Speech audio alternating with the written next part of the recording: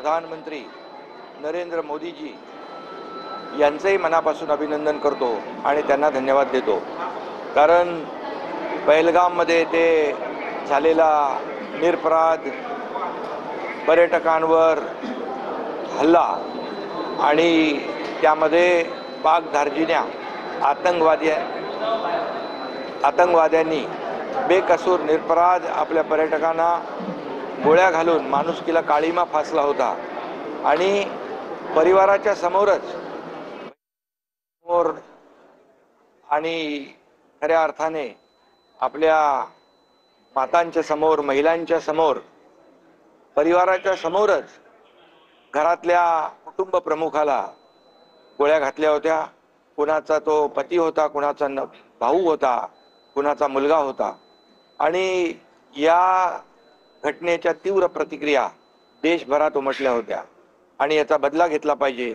ईट का जवाब पत्थर से, खून का बदला खुद से, ही प्रत्येकाच्या देशवासियाच्या मनातली इच्छा होती आणि खऱ्या अर्थाने ईट का जवाब पत्थर से नाही तर गोली का जवाब मिसाईल से आज दिलेला आहे। आणि म्हणून या देशाचे आदरणीय प्रधानमंत्री नरेंद्र मोदीजी यांनी जी हिंमत दाखवली आहे, यामुळे पाकिस्तान पुन्हा भारताकडे डोळे वटारून घेण्याची हिंमत करणार नाही। मोतोड जवाब त्यांना दिलेला आहे आणि त्यांनी या ठिकाणी मी हे म्हणेन, उन्होंने चुन चुन के मारा था, भारत उन्हें ढूंढ ढूंढ कर मारेगा और हमारे जो पर्यटक है उनका बलिदान व्यर्थ न जाने देगा। असं एक आज जे काही जशास तसं उत्तर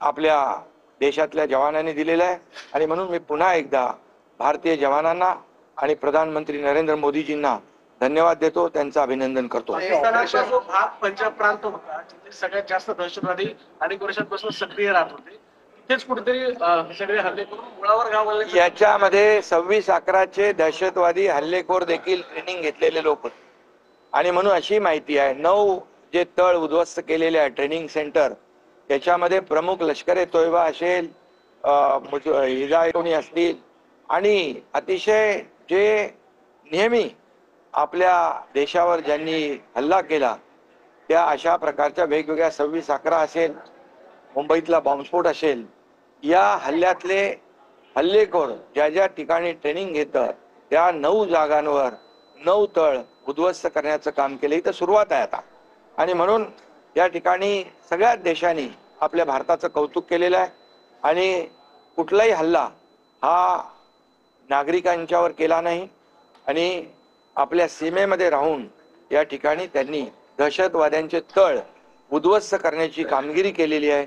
ही मोठी कामगिरी आहे आणि हा एअर स्ट्राईक मोठा आहे आणि म्हणून प्रत्येक भारतीयच्या देशवासियाच्या मनातली खदखद आहे, संताप, जी चीड आहे, जो बदल्याची भावना आहे, आज तो घेण्याची सुरुवात झालेली आहे।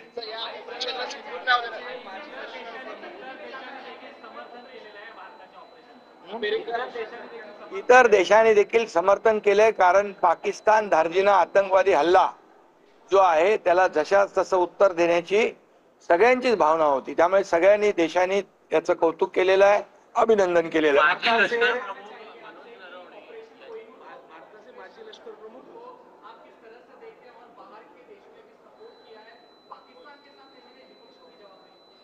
ऑपरेशन सिंदूर का मैं स्वागत करता हूं और हमारी भारतीय सेना के जवानों